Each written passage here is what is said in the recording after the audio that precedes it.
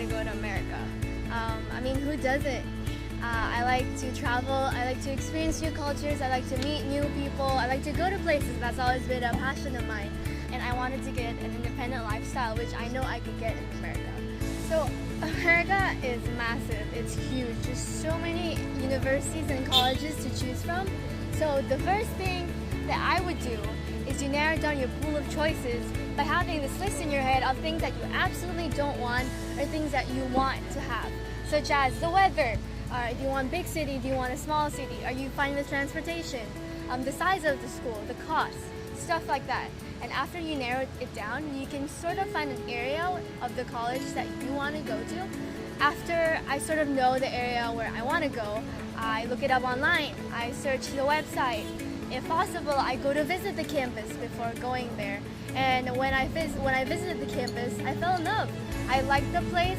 It was not really about the ranking for me. It was just about finding the right college that fit me. And when I went there, I was like, I knew it was the right place. For y'all, if y'all are still confused with which college you want to go to, I recommend you can ask further information from EducationUSA. EducationUSA can give you the information you need if you have any questions about scholarship, about housing, about visa application, and you can definitely ask more stuff and they can really help you out. So after you sort of know which colleges you want to go to comes the application process. So first, for the application, what's really important that aside from your regular school grades, it's really important that you prepare really well for your SAT, your TOEFL, or any tests that your school requires.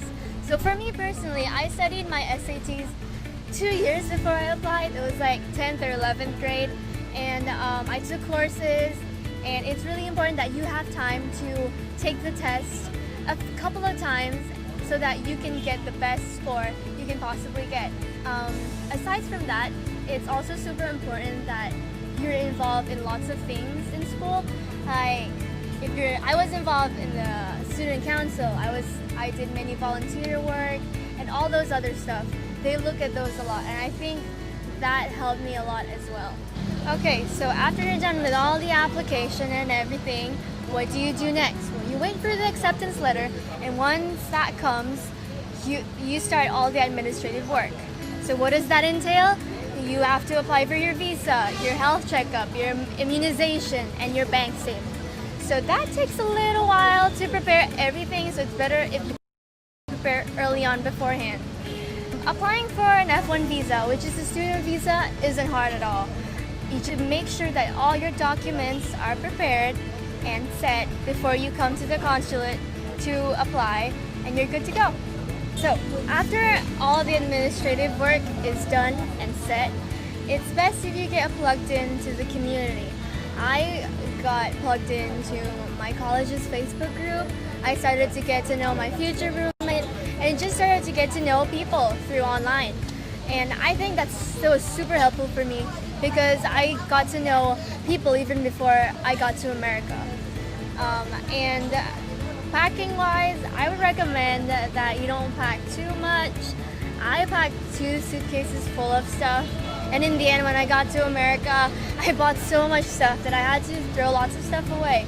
So it's best if you just pack as much as you need and then get the rest of the things you need when you get to America.